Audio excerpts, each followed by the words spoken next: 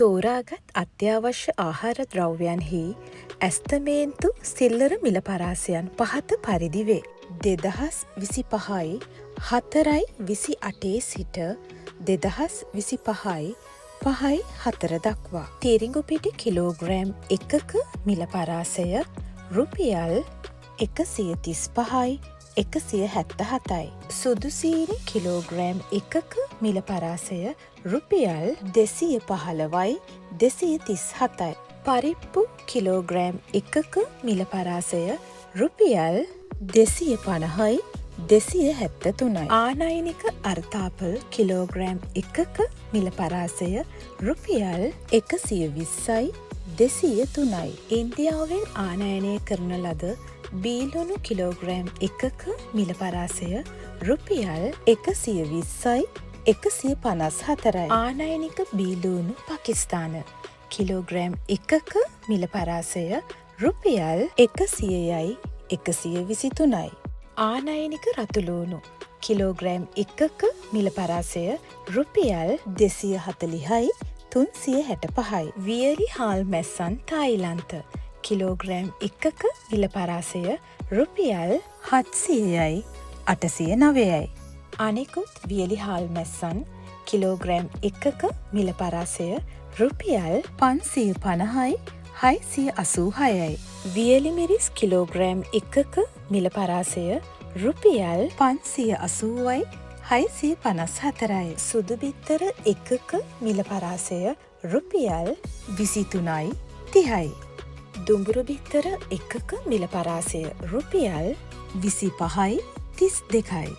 දේශීය තින්කල මාළු tuna gram 425 මිල පරාසය රුපියල් 330යි 380යි. දේශීය තින්කල මාළු මැකරල් ග්‍රෑම් 425 මිල පරාසය රුපියල් 320යි 420යි.